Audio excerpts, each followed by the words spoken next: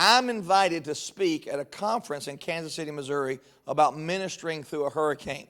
And so I'm in Kansas City to speak about receiving help. And we're introducing ourselves one night. And they said, who are you? And Pastor so-and-so. We're going around. And I stand up and say, I'm Brent Stansel, Community Valverde Baptist Church in Groves, Texas.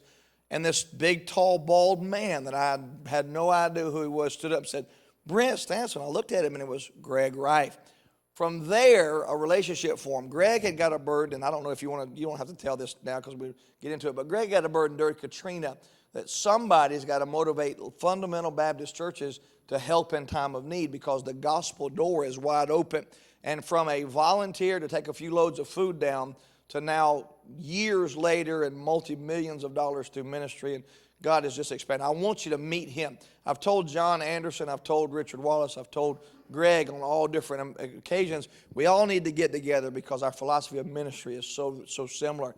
And Greg now is full-time. He is the founder and president of Restore Ministries. He goes around and helps devastated churches. He goes around and helps missionaries. And really, I can't even begin to tell you how much more the vision has grown from this first time of just emergence. I don't know what that is. That's great. Light, let there be. And so we love what we do with Greg. And we've still partnered together. We're still very close. And we've served churches in Mexico. We've served churches in Haiti. We've served churches in Texas, Florida. Just amazing what God's allowed us to do. But one of the things we've learned is we're sending out young men in local churches and in missions and in ministry that have no concept of just the day-to-day, what it takes to get things done. You can't just call the guy to come in and fix it. You can't just go to the store and pick it up. And one of the things that we've seen is we're doing a bad job preparing people for real ministry. And Greg has a passion about real, and again, back to our theme, real ministry. And so I'm really glad that we're on his schedule to come. And I want you to introduce Brother Greg Rife to you, and you listen gladly. Brother Greg? Well, we've been listening to Dr. Pope for the last several hours, last night and today, and he's the rooted part of the program, okay? We met Pastor Stansel, you guys already knew him. He's the real part of the program. He is what he is. You're going to see his good points, bad points, in-between points. This is, bam, who I am. There's relevant. Brother John, I think, is the relevant. He's relevant in the culture he's working in today. He's relevant here in the U.S., and I am the raw portion of this. Why am I raw? A couple of reasons. One, I don't pastor. I didn't go to Bible college but for a couple of months, and then they didn't want me there anymore. So I'm not a trained speaker. I'm not a trained speaker. My ministry is mostly done with my hands and not my mouth, although my mouth never stops. But most of my ministry is done with my hands. I'm a little raw, I'm a little rough. I'll probably say something during the next few minutes that I shouldn't have said, that I'll get yelled at for later. But if I want to use the word C-R-A-P, I will. So that's just what it is, a little raw, okay? But all of us have different functions within the body of Christ. The Bible's pretty clear about the hands and the feet and all the different elements of service. You heard my history, my story. I was a Christian as a young man. I got saved when I was 5 years old. Dad was a preacher for a while in Christian service most of my life while he was at home. We've been around church a long time. I thought I knew a lot about the Bible. I was in Christian school 13 years, so I ought to know something about the Bible. But it wasn't until just a few years ago that, for me, I found the Christian life. What's the Christian life? Different for everybody. God has specific things for each one of you guys that he wants for you, how he wants to use you, what fits, what makes sense. But there are some basic, definite principles and definite things he's going to want you to do, no matter how he specifically uses you, that are basic. And this is what I've gotten a burden for. How many of you guys are mechanically inclined? Would consider yourself to be hands-on guys? I see about half of you, a little less than half of you. If I said how many quarts of oil are in the average four-cylinder motor, how many would have an idea what that might mean? How many think you know? It's probably 4, could be 5, probably 4. Okay. I've watched, just the last 5 or 6 years I've watched, and I've listened, and I'm hearing that our missionaries are returning from the field at this rapid rate. The end of their careers has come, health has come, oppression has come where they are. They're coming home, and every 2 that come home, we send 1 back. That's the American statistics. That's a round number. It's not exactly accurate. But for every 2 that come home from the field, we're sending 1. And that sounds bad, and I've heard that said for the last 5 or 10 years, and that's bad. But I've heard something else recently that scares me way more. And less than half of who goes stays in the field for 5 years. So out of that 1 out of 2 that we send, only 1 out of 2 is staying. What's that mean? What's the point? What's changed? And it's a couple of things. I want to talk about it today. Jesus, when he was on the earth, decided he was going to grab a bunch of guys and put them together into a team, guys with different backgrounds and different realities, and he was going to train them and let them walk with him for 3 years before the crucifixion, and then eventually start the church and explode out from those 3 years of training. And he chose to walk alongside the seashore and grab fishermen. He chose to walk through a town and grab the tax collector, and you guys know who the disciples were. Most of the guys had hands-on life experience already, had families. We don't think about that very often. Statistically, probably 11 of the 12 had wives and children. For 3 years, they left their wives and kids. They're never mentioned in the Bible. But statistically, probably these men were married. Culturally, they would have been. So these are men already. They aren't just young men. They weren't college students. These were men with life experience. And he took them, trained them, and then sent them into ministry. Well, in today's world, especially here in the U.S., our method of training is to take young men from the church and then put them into Bible college after high school and then send them out on deputation. In the U.S. right now, it's about 3 years and 3 months average of deputation to raise your money to go to the field, and then they head off into the field. Our pastors are usually our young men that are gifted with good testimonies as high school kids, and we use them in preaching and use them in the office, and we use them as a pastor's assistant, and then we send them to Bible college, and then they come out and they're youth pastors, and they work in the office, and they're mentored by men, and then eventually they become pastors. That's our method of recreating our pastors and our missionaries. I see a big failure in that I've watched, and I think we've somehow failed to identify what ministry is.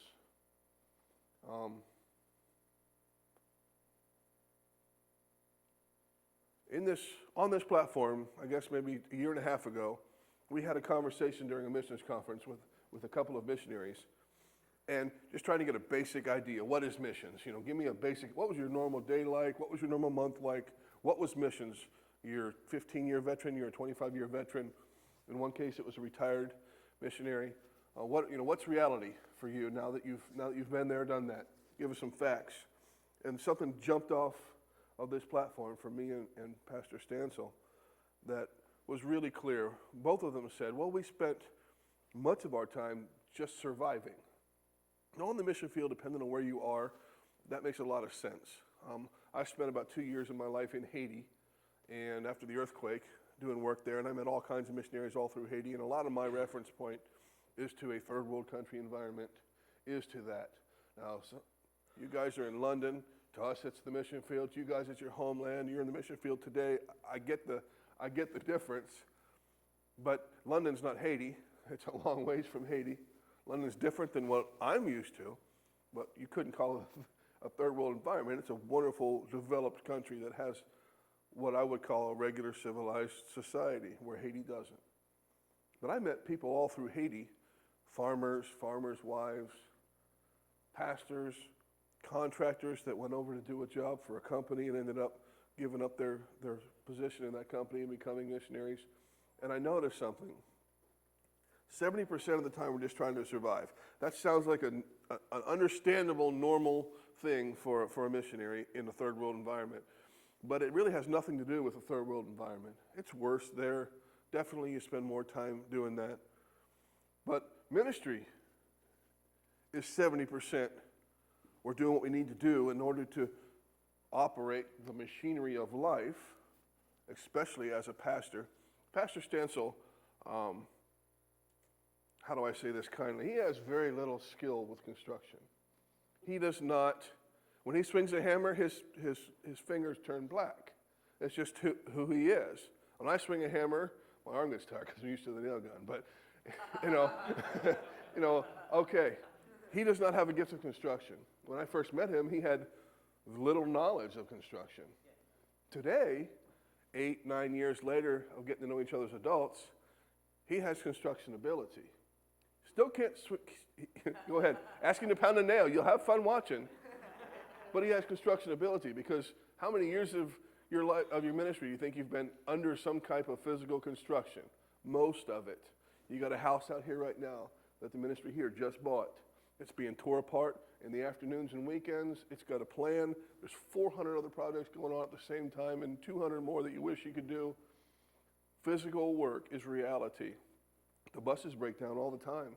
And they don't just break down when it doesn't matter. They break down when it's full of the old elderly people and it's 140 degrees out, and Pastor Stansel's the driver, and he's got to figure out how to get it started again and get back before they all melt, or all the little blue hair melts, or whatever.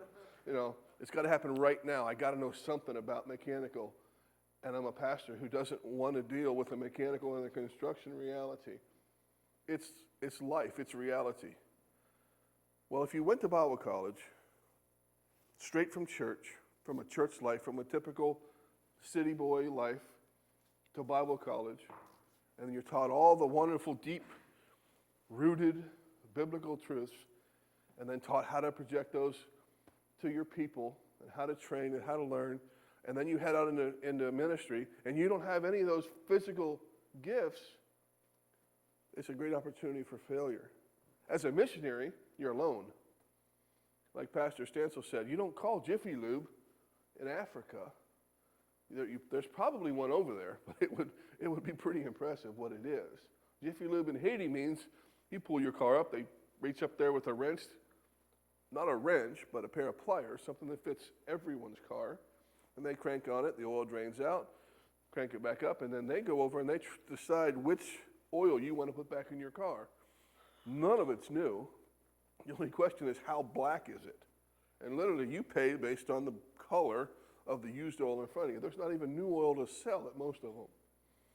So reality is completely different. If I'm not prepared, if I don't know what oil goes in my car, if I don't know how to fix a generator, if I don't know how to do the basic things of life, and I have a wife and children, now my wife's uncomfortable. Now my kids are uncomfortable. What's ministry? Real quick, let's turn to Acts. I'm not going to spend a whole lot of time swapping scriptures on you and teaching the deep-rooted things of the Bible, but I want you to quickly think of what the church was in Acts chapter 2. I'll read this pretty quickly.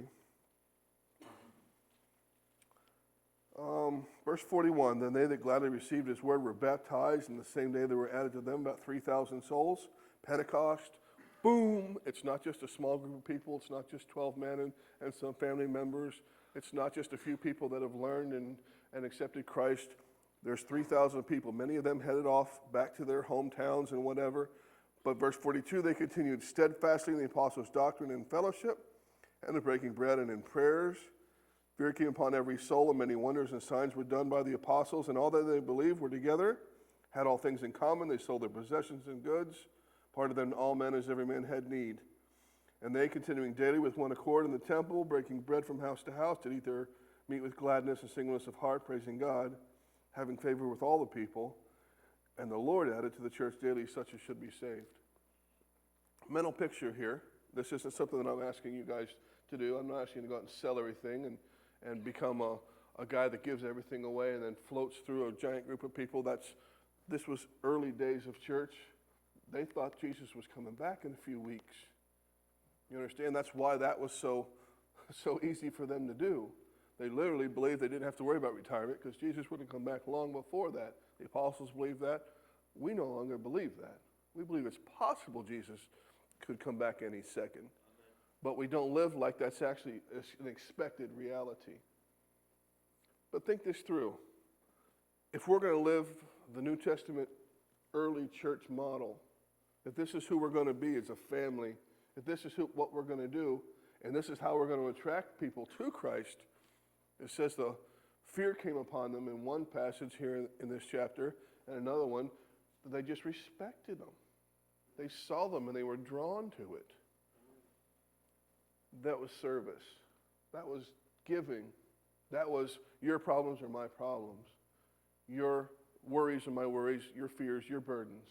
How in the world are we going to handle life's problems here for each other and for the world to attract them to the love of Christ? How can we do that if we don't have the ability to serve? I do construction. I've done a lot of different types of construction. I'm not an expert in any of them. I laid this carpet. I built this platform. I built those panels that go all around the walls here. I painted that ceiling. A lot of different things. Because of that, I have a lot of friends that suddenly like me when it's time for them to change the baby's room into their toddler's room. You know, it's amazing how friendly Pastor Stancil is when he gets to the next project. My phone might not ring for 2 months. He may not send $1 of support, but all of a sudden I get this bonus check when it's time for I'm just kidding. I'm just teasing. I'm just teasing. He's faithful with that. But people call when they want help. Pastor Stancil's house burned down the day I moved to Texas to where he was pastoring. As I'm driving, Tyler burned his house down. And I became quick friends with Pastor Stancil. I became even better friends with Mrs. Stancil as soon as I got there because we worked together. They needed a house. I was able to say, well, I can find time to do it. Now, he had to go through the disaster of his house burning down, but we got to work together. He felt like I charged him too much, and he wasn't happy when it was all over. But most people that I've helped, when it's done, they owe you. You know them better. You've seen each other with sweat dripping off your face. It's not prim proper. It's not phony Christianity. It's not suit and tie. I don't do anything wrong. It's I'm a guy. Born like you. Same mindset as you. Christ came into my life. It changed me. I still struggle. And now I'm trying to show the love to you that Christ showed to me. Physical reality. That 70% of survival that's really ministry is ministry. 30% is preaching, planning, devotions, prayer, knocking on doors. All of it's got to be done. I'm not going to knock any of it. I'm only going to talk to you, though, about the 70%. On the mission field, that 70% is literally your own survival. It's not ministry. We had a missionary sit right here and say, well, it takes 2 days a month to pay our phone bill. I'm like, what? Yeah, I drive 4 hours to the main city. I wait in line for 2 or 3 hours, sometimes 4 or 5 hours, and they hand me a little slip of paper when I give them my phone number. And that's my bill. But I can't pay that bill here. I have to pay that bill somewhere else. And I can't leave there and get there in enough time to get in line in order to pay that bill that day. So I spend the night with somebody else. I get up that morning. I go and I get in line. I stand in line for 3 or 4 hours till I can pay my bill. I pay my bill. Now it's time to go home 3 or 4 hours back to where I'm from. 2 days a month. For his entire ministry, 2 days a month, just to pay his cell phone, or that was a landline bill. How is that possible? You and I do it on our phones. Done. Nanoseconds in our reality is 2 days of his life. So he's in survival mode. He's trying to make sure the power stays working. His plumbing runs. There's a little bit of hot water. There's a way to survive. Now he's got 30% of his time left to do ministry. And if ministry really is 70% serving other people physically, that means even 70% of the 30% he's got left goes into physical survival, effort, trained, help, giving. You think about that. Why are we training you guys 100% on this 30% side and not on the 70% side. That's the easy side to me. That's the easy conversation. Okay, yeah, I hadn't really thought about that. Okay, yeah, it's something I probably need to work on. What do you think the number one failure today of our pastors, of our assistant pastors, of our missionaries, what do you guys see as an area of struggle? We hear preaching on compromise and consistency and how we've lost our consistency and we no longer stand on the old paths. But I see a massive issue of laziness. Pastor Stansel spent some time on this already today, and I wanted to jump up and run around like a crazy man. Somewhere along the line, we became executives because we're in ministry. I'm in ministry, therefore I'm automatically going to eat at the nicer restaurant. I'm going to be in the front of the line. I'm going to get all the perks of my position. And that has filtered its way down to our young people, and they're attracted to that because we all want to be somebody. And next thing you know, I'm at my core, I'm just the guy that wants to be at the head of the line. I want to be the guy that's the tough guy because I get to tell people you're not in the right or you're in the wrong, or here's how it's going to be. I get to make the decisions. And at the core of everything, there's no desire to give. There's no desire to sweat. There's no desire to work. Brother Johnny was talking last night about imaginations, and I thought it was just awesome. What are your imaginations on? We all take downtime. The busiest guy here, when he sits down on the toilet, his brain's going on whatever, or before he goes to bed, he has a routine where he lets his mind float. We all have a spot in our lives where our mind floats, and it goes to whatever it is. For me, for a long time, I loved riding four-wheelers. I rode four-wheelers for several years. I mean, way too many hours a day. I had small children and a wife, and I still work my 8 hours or 6 if I could get away with not working the last 2, and then I'd spend 6 hours on a four-wheeler till dark, and then I'd chase the deer and I'd go home. You know, this was my life, and when I let my mind relax in those years, it was what my next four-wheeler might look like, where I'm going to ride in a month, who I want to impress, can I get myself sponsored? It was those types of things.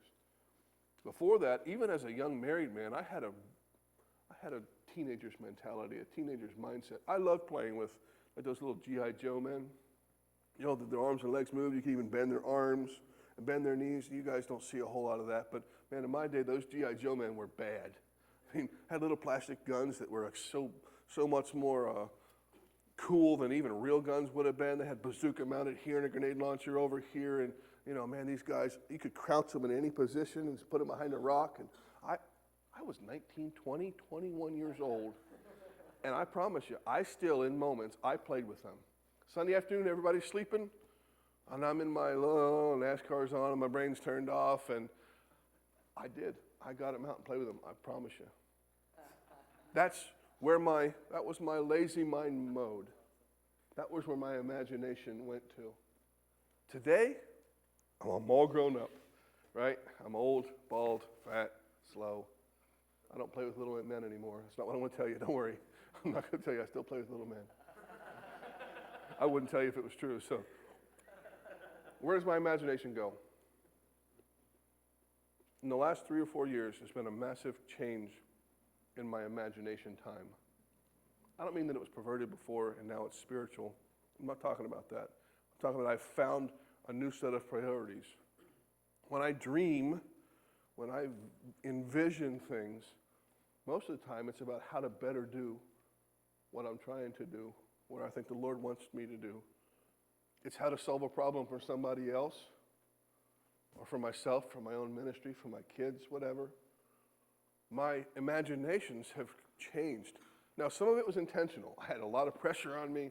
There's a lot to do, so I better find something to solve these problems. And so no matter what, even when I'm in lazy mode, I'm still trying to solve that problem. You'll find that. And Pastor Stansel, I'm sure, knows what that's like. And Brother John, you'll find those moments where the pressure's on you heavy, so you can't let your mind wander. But now when my mind wanders, my mind wanders to my vision of the future. I want to be a missionary that spends about half of his time in the country of Haiti and half the time in the U.S. Lord willing, the next 3 or 4 years, I want that to be reality. I'd like to put a base in Haiti, and I'd like one year to bring you guys there and do a conference there in the midst of that.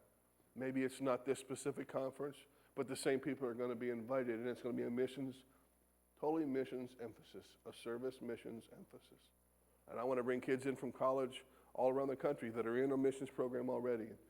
Teach them how to change the oil in their car, teach them how to buy food to market, take them up the mountain and realize it may be a 2 or 3, 4 hour hike to your next church meeting on a Sunday afternoon.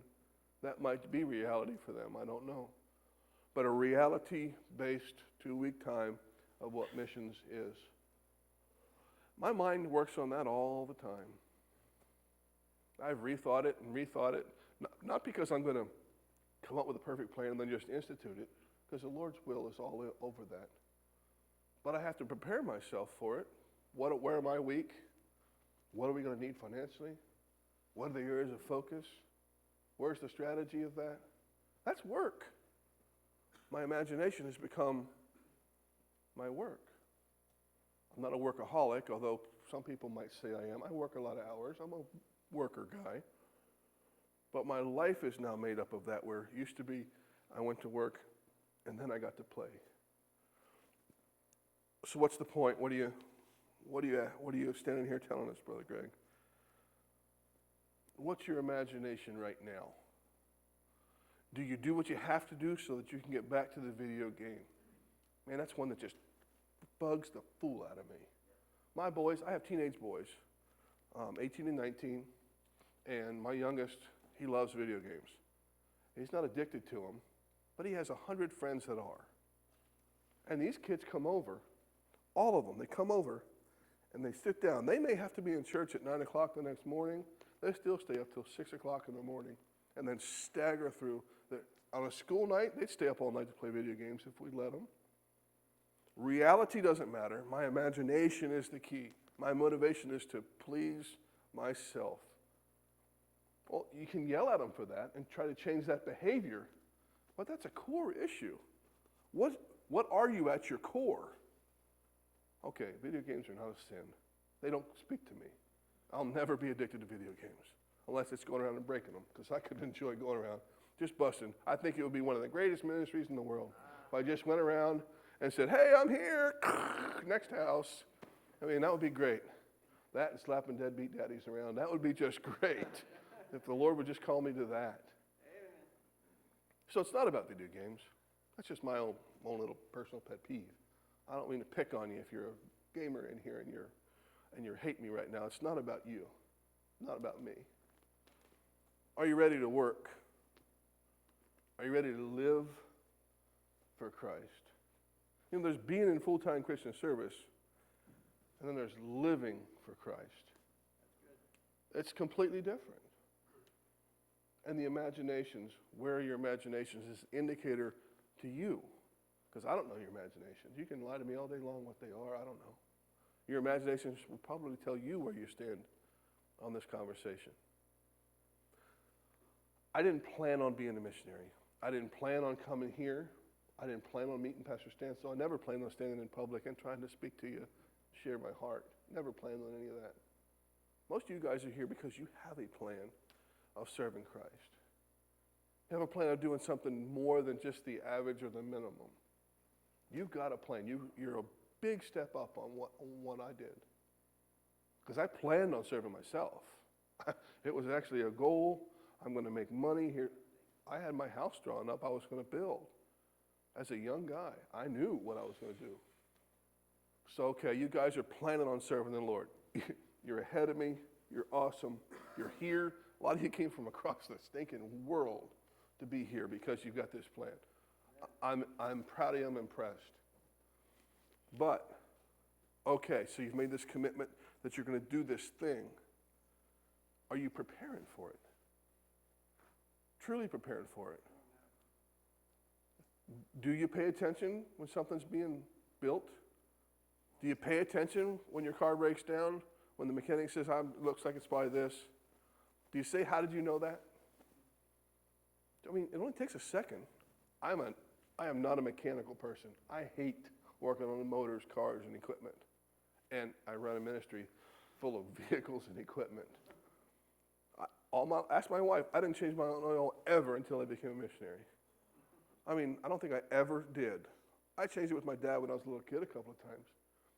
Never when it was my car, and today we're tearing motors out of equipment in Haiti. I swapped the motor on my daughter's car, me and another guy, the other day. I guess it's been a year now. And one day I started tearing it out. The next day we put it back in, and it drove that afternoon. I did a big burnout with it a couple hours after we finished it. Awesome. That car went about 125 miles an hour that night, just to prove it would. Why? How did those skills come? Because I knew it was a weakness, an area I had to improve, and I spent 5 or 6 years asking dumb questions to smart people, and then eventually testing myself, and eventually being stuck in positions where I had to know that in order to keep moving forward. Guys, you got to know how to work. You want your wife's respect? Yeah, don't let her outwork you. Hey, it's true.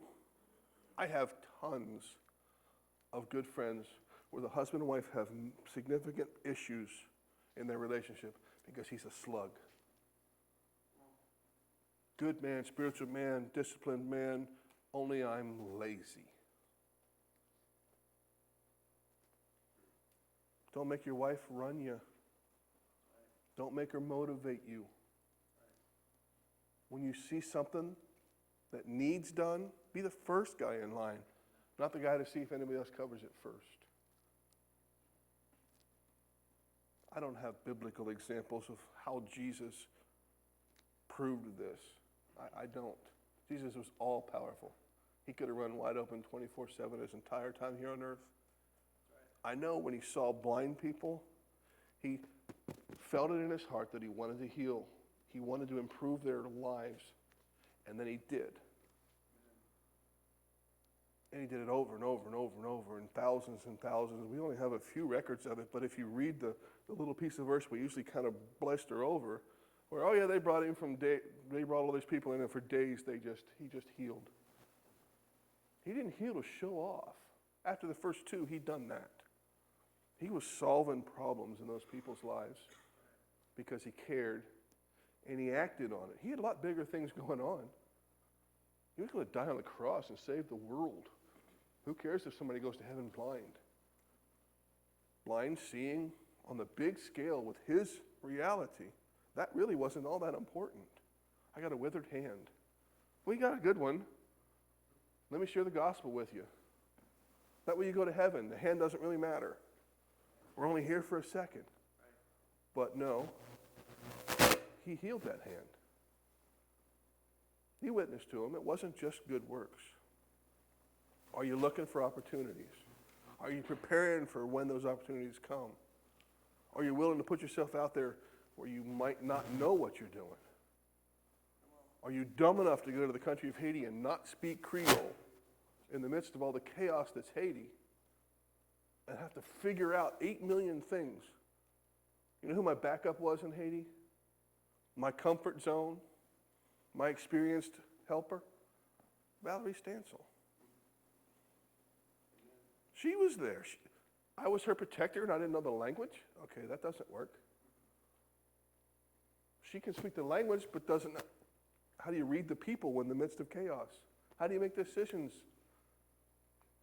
Are you preparing yourself for those moments? As a pastor, you're going to find yourself in over your head all the time. The Lord has got to do it for me. Really good spiritual words. Really good spiritual words. I think the Lord blesses your efforts, blesses your spirituality, blesses the fact that you asked the question. But he's going to bless you based on your preparedness for that second, for that moment. I'm not an example of how to do things. I'm a pretty good example of how not to do them. My path is like this. Now, Pastor Stansel has a path that kind of takes a dip and then mine kind of ping-pongs. I'm not an example of how to do things. I've got a good work ethic. The Lord's blessed that. He was preparing me for my role in Restore Ministries long before I ever knew there was such a thing. He's going to do that for you. He's going to walk those opportunities in front of you for whatever his plan is for you. Jump on them. Keep your imaginations on them. Look for them. And then learn.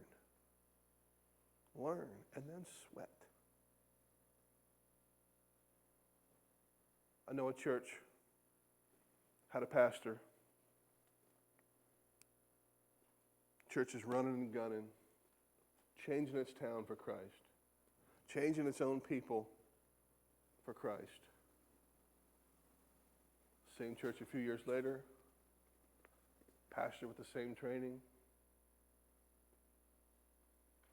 Church is sitting there floundering. Church is half the size it was. Church isn't impacting anybody, including themselves. What's the difference? One guy's evil, one guy's spiritual. Literally, the difference can just simply be laziness. Wanting that 30% to be 100% because we have no character to get off our butts and sweat and prepare and think ahead and ask questions and form a team with a couple other guys for wisdom and go. 70-30. Almost feel like I'd rather get the 70% right than the 30. I can struggle to figure out God's will for my life and still work hard at what I'm doing, be the best I can, and learn everything I can. Let's pray. Lord, with all the deep theology and wonderful explanation of what prayer is at its core, ways we're supposed to improve it, all the detail of this morning, I feel like I got up here and I just kind of mumbled. But I know for sure you laid this on my heart.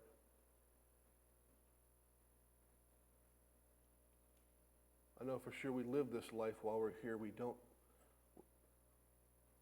just come down here and do a few things for you. We're supposed to live our life and live it and share it with others. Help us to reach out. Help us to find the tools we need. Help us to look for them. Help us to have character. Help us to be a leader of our home, leader of our children, or the future of a whole bunch of ministries that's sitting right here in front of me right now. There's missionaries in front of me right now, pastors right now. I pray that you'll not just give us the knowledge, but give us the guts. Give us the information. Give us the opportunity. Help us see it. Thank you for all you've done for us. Thank you for the way you work, even though we sometimes don't understand it. Thank you that each guy here has a specific plan of how you're going to use him if he'll just follow that plan. Thank you for the way you love us. We love you. We're trying to serve you. These young men have come here out loud to say they want to serve you, Lord. Don't let them drop by the wayside. Don't let them quit. Don't let them wear out. Don't let them burn out. Don't let them get scared. Don't let them find the wrong woman. Keep them on the path they're on. Thank you so much for them. I'm proud of them. In Jesus' name, amen.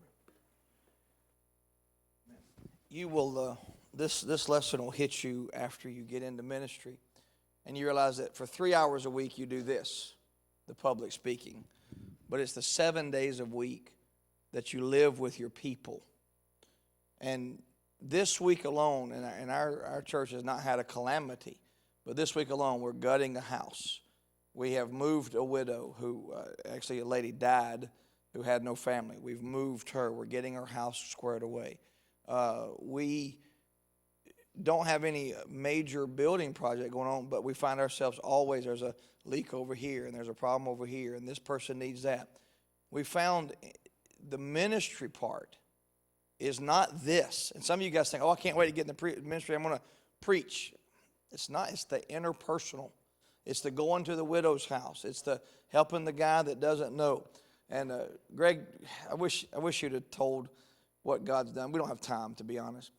But we took a group of our people down to an orphanage in Mexico, and Greg led the building part. I led the church part. And it revolutionized our church. Sweating together for somebody else. I've seen our church take all the pews out of it, take all the chairs out. We had chairs. Take all the chairs out of it. We pushed them over in a corner, and we stacked hundreds of pallets of water and food. Turned our auditorium into a warehouse, and then for weeks and weeks and months, give food and water to people that had nothing because we were in the middle of a storm. It revolutionized it. Labor for the Lord. It's not all this. And some of you are thinking, well, I don't know what. I was thinking about Rich. Where's Rich at? Rich? It's about Rich. Why is all these years of putting in windows? How many windows have you put in the church the last year? And, you think about, why is God having me here? Why is God having me here? Because He's putting tools in your bag that you're going to use in ministry that you have no idea. Jason is going to come tomorrow or Thursday and do some sessions on just financial planning. Well, now he's a pastor. Why was all those years in business? How many church families are just screwed up financially? And they need somebody to say, how can we get out of debt without going bankrupt? And Jason says, I can help you with that. And all of these things, you know what it is? It's ministry. It's ministry. It's ministry. Life on life. I cannot, and listen, we're done. I'm not going to re-preach this whole thing, but I don't have patience for a pastor who just wants to yell at his people and go home. This isn't about getting up on Sunday and railing and preaching. And I want to see you Monday and Tuesday and Wednesday and Thursday and Friday and take your day off. I get that, but we're in it, and our staff, we know this. We're in this for the one-on-one, life on life, the real life ministry. And to be honest, it's more, and don't take this wrong, but get this, it's more about cleaning toilets than preaching sermons. It's more about just stuff. And if you miss that, if you think you just want the suit and tie, be a banker, don't be a preacher, because if you're in a suit and tie, you're going to have to cover it up and go pick up trash, and you're going to have to go do this and do that, and it's just life. So I want you guys, one of the reasons we brought Greg down, he goes back and forth, just was in Haiti a few weeks ago. He goes back and forth into Haiti. I want you to take time. Brother Jason's here, John, myself. Take time, talk to us. And what have you learned? Pick our brains. Try to help. We may not have a lot of information, but we'll do our best to help you. But you're in the process of putting tools in your bag that God's going to use somewhere down the road. And you find yourself in Haiti. Like the last time we were down, we took 2 different groups down trying to finish the school we were building. And what did we break on the truck? I forgot what we broke on the truck. Broke a starter on the truck. Now, here you break a starter on the truck, and you go down to AutoZone and you get a starter. And we said, what are we going to do? And President Maya said, I'll fix it. And he goes, and 20 minutes later, here comes 2 Haitians on the back of a motorcycle. And they said, what does it go in? And we're like, that doesn't matter. We just want the starter fixed. They said, you don't understand. What does it go in? We'll make it work. Now, they didn't fix the starter, but they made it work. That's the kind of stuff you learn. You know what? We got to do whatever it takes to get the job done. And they fired that truck up and still running the day, I'm sure. But you're going to learn ministry, whether it's stateside or whether it's mission field. Greg? I remember all that. And you're out under a stinking no heat, bearing down. The tool, we didn't have I was supposed to bring in a special tool, and I kind of forgot. And so we had to make tool and figure it out, and just so. Anyway, here's what we're going to do. Are we finished over there? Here's what we're going to do. You're dismissed, and it's 3 o'clock. We're not gonna eat till 6, so you got 3 hours. If you want to go home, go change, whatever you're going to do. If you want to just hang out, your free time. But the Lions Club is open, so you have access to the beach there. You have access to restrooms, indoor facilities. We'll eat dinner at 6, and we'll start the service sometime 7:30 or so after that. I love you. God bless you. You're dismissed.